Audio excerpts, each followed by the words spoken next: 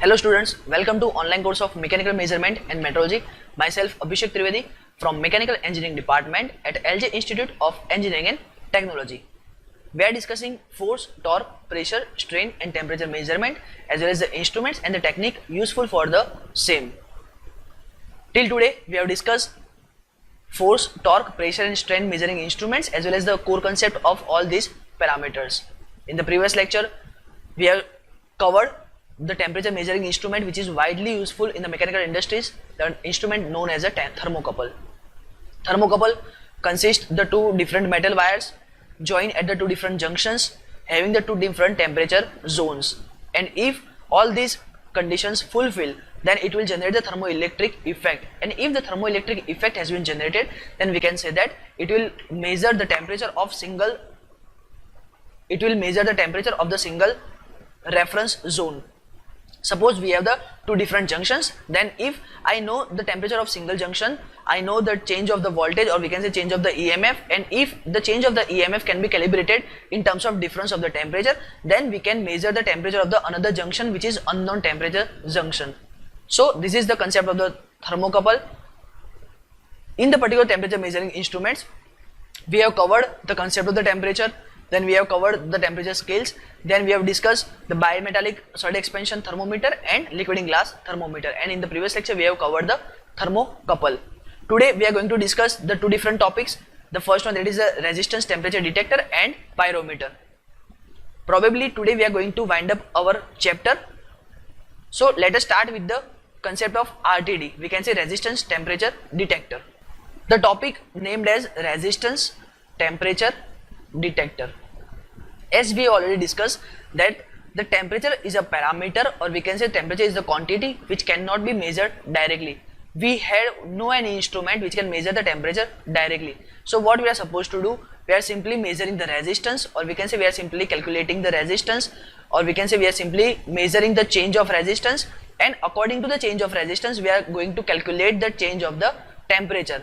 So the instrument which is based on the measurement of the resistance, and then we are going to find, or then we are going to calculate the temperature, the instrument known as a RTD, resistance temperature detector. We already discussed that the thermocouple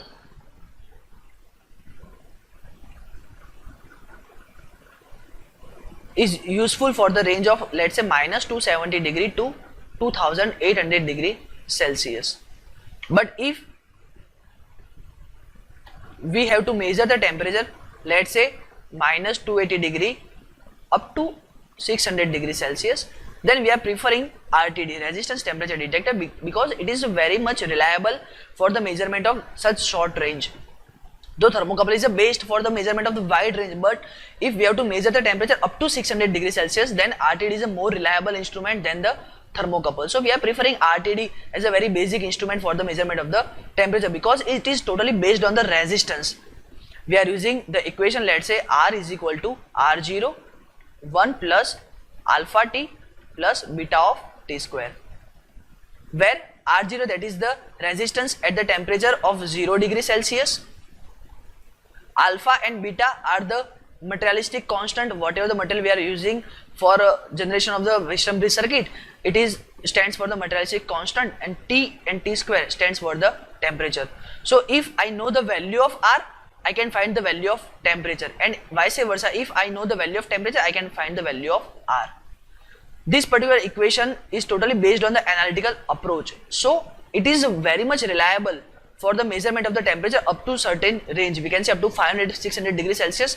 RTD is very much reliable as well as it is very much precise for the measurement of the temperature. Minor change in the temperature will directly affect on the resistance of the given material, and if the resistance of the given material will be changed, we can calculate the change of temperature. So RTD is a much more reliable as compared to thermocouple up to certain range. The figure shows the structure, or we can say structural details of the RTD. First of all, let us understand this particular figure. As I have told you, RTD, resistance temperature detector. So what we are going to aim for change in the resistance. First of all, we are going to find the though there is any change in the resistance or not. If there is change in the resistance, then and then we are going to calibrate the change of resistance in terms of temperature. Other than that, the temperature will not come in the picture. To find the change in the resistance, the very best circuit, that is the Wheatstone bridge circuit, because this is the only circuit which can find the change in the resistance within some fraction of time, as well as it is very much precise for the measurement of the resistance. Suppose we have balanced Wheatstone bridge circuit, so I can say that R1 by R3 is equal to R2 by R4. If the circuit is totally balanced, then we can use such kind of equations. If I know the value of R1, R3 and R2, then I can find the value of R4 if the circuit is totally balanced. So what we are supposed to do, we are going to balance the circuit by making the R4 as a balanced condition, and if the circuit will be balanced, we can find the value of R4. Let's say R4 is equal to R2 R3 divided by R1. So if the circuit is going to be balanced, then we can find the value of R4, and from the value of R4, if we are using the same equation, R4 is equal to R0 1 plus alpha t plus beta t square. So by using this equation, we can measure the value of resistance temperature detector. So this is the basic concept of measurement of the temperature by using the resistance change. Now what the circuit shows, the circuit shows this is the R1, first resistance, we know the value of R1, R2, second resistance, we know the value of it, then R3.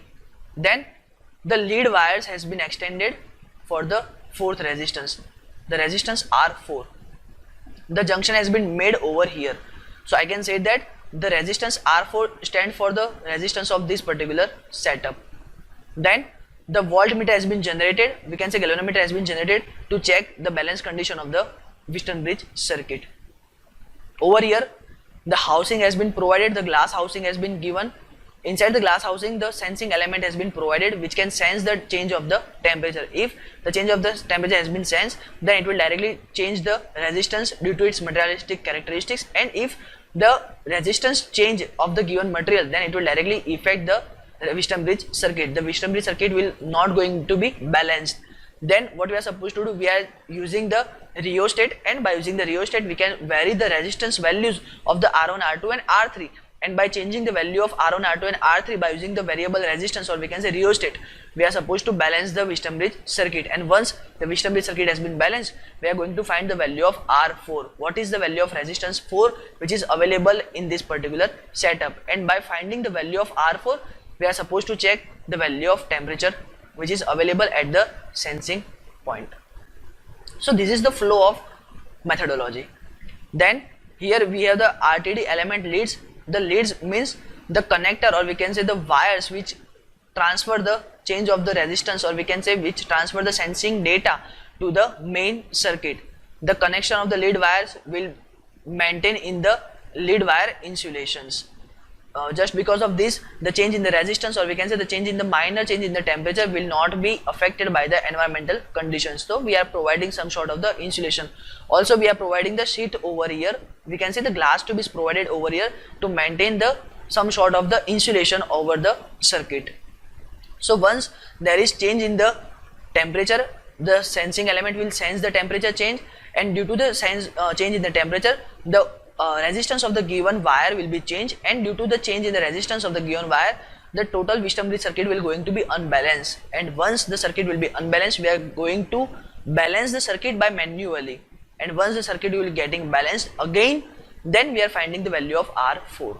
And once we are finding the value of R4, we can find the value of temperature which is unknown temperature at the outer source, and then we can calculate the temperature of the given physical system.